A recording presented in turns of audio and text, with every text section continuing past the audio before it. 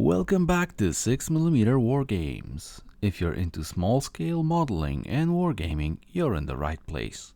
Today I'm thrilled to share my latest big project with you, a modular sci-fi urban terrain set specifically designed for epic-scale games.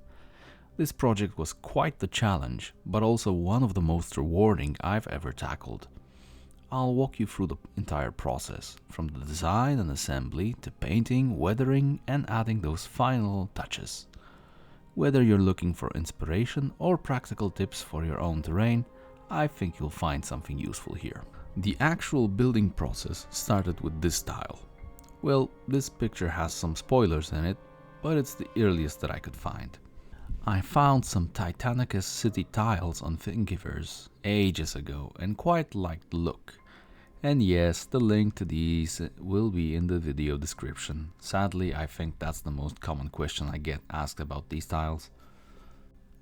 Before we jump into any physical design, it's worth to note that I did a lot of mental design or planning on what I want this terrain to be. I'm a huge fan of storytelling / world building in wargaming. I believe it both enriches your experience and makes working on projects, if not easier, then at least more interesting. With that in mind, these are the two leading thoughts I had and still have for this piece. First off, it was the theme. I wanted a regular city, not a devastated and desolated war zone of the future. Those are, well, easy to create and as common as air in wargaming. I wanted a city that is either in peacetime or just moments before an invasion. No big barricades or walls or other defensive structures. Those I could always add later on as movable elements. There was a story behind this creation, and that story was, at least in the default form, a calm one. I also wanted it to be believable and realistic. As time goes by, I found myself more and more unhappy with just throwing a building on a flat gaming mat and calling it a city. It's fine for others, but not for me, at least not any longer. I wanted all those little details that you could find in the city, and at the same time I needed to get rid of most of them for the ease of unit placement. I'm going a bit too deep, so let's wrap this point up by saying that I wanted to build this terrain as if it was to be used in a skirmish game. The second thought were limits. If you watched my video on the Alexander's palettes, which you can find here, then you might recall that I believe in a phrase, limitation creates art. Well, this time it was more of an engineering standpoint. I knew that I will be working with 15cm tiles. I knew that I use a variety of bases with different sizes, but a gap of around 30mm between big objects is necessary. I knew that I needed to leave a 5mm gap at the edge of the tile so that they can connect freely and not interfere with objects located on the different tile. I want to keep them around 6cm high, which I obviously failed to do, to make storage and transportation easier, because this is going to be a traveling terrain set. I forced myself to work with just the objects that I already had around. It would be far too easy to design everything in a virtual perfect way and thus probably postpone the project further because I need to print the missing parts. Buildings don't fit with an architectural style? Well, in real life that also happens, maybe even dominates the landscape. MDF buildings have way less detail than the resin ones. Find a way to fix it with the pieces at hand. Buildings have minor print issues. Disguise it as damage. You can only find a solution if you start looking for it, and my experience with this project shows that printing the perfect piece is not a solution 90% of the time. Done is better than perfect, and reducing the pile of shame is always good. There was a third point, which I would probably ignore now, but it's a bit too late for that. The assumption was no cars. Why? I honestly don't remember. Not limiting myself to a setting, lack of nice car models, decluttering the narrow streets. I don't recall the reason, but I know and see that it was there. With these plans in place, let's move into design. One of the biggest challenges was ensuring that the terrain was truly modular. Each tile is a 15 cm square, giving me a lot of flexibility while maintaining a consistent scale. I dry fitted the buildings on the tiles repeatedly, testing different rotations and placements, but it wasn't just about how it looked. I used my standard unit bases to measure out the spaces between buildings. This way I could make sure units could move easily without compromising the modularity.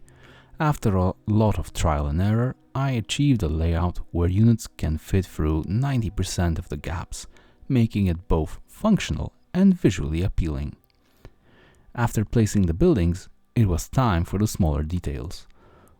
Those little things that add to the immersion and do not compromise durability that much.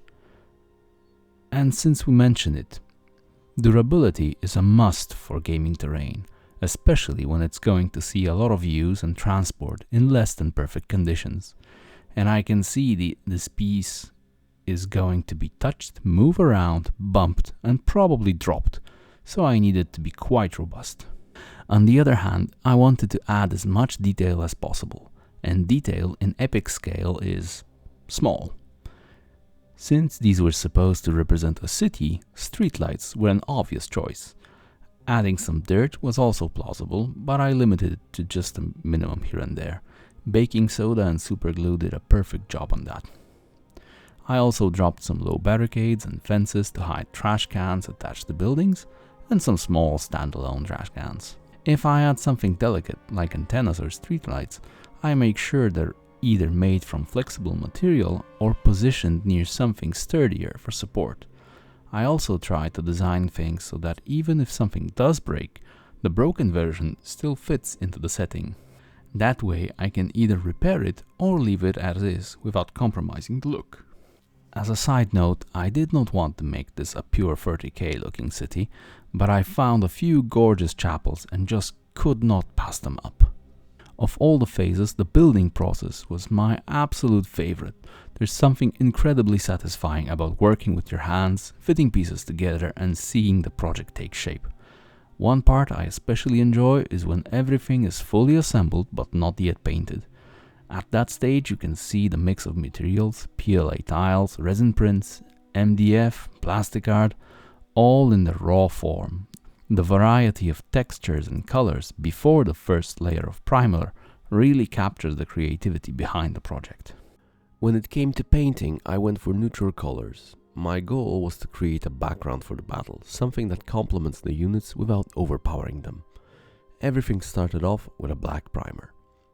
Then I went with the buildings and streetlights, which got a zenithal of Vallejo Stonewall Grey, followed by a few highlights with AK Titanium White. While I had the white in my airbrush, I also painted the windows for that glowy look.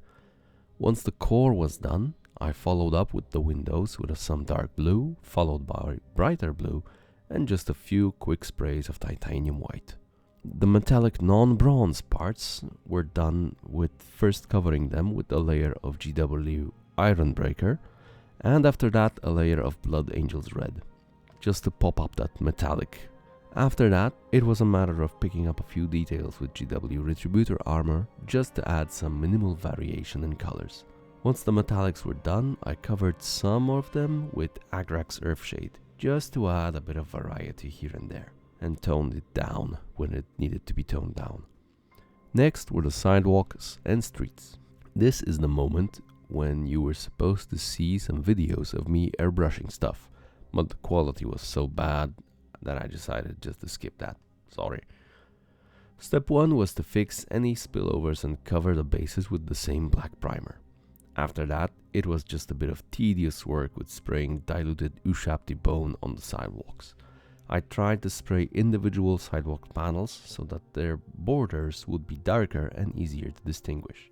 As for the street, I used the same approach, but instead of Ushabti bone, I used Vallejo Stonewall Grey. Once everything was in place, I poured some raw Agrax Earthshade into my airbrush and covered all the gutters with 2 or 3 layers to add some grime and dirt. I also sprayed some on buildings in different places to simulate dirt. As the almost final step, I sprayed the commercial banners with game color Hexen Purple so that they pop up just that little bit more. Once that was done, I covered everything with a thick layer of matte varnish. And just for the fun of it, here's a picture containing all the paints that I used to paint these tiles. And that's how the 6mm modular sci-fi terrain came to life.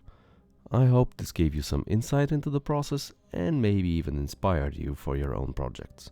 If you have questions or want to share your own tips for terrain building, let me know in the comments below.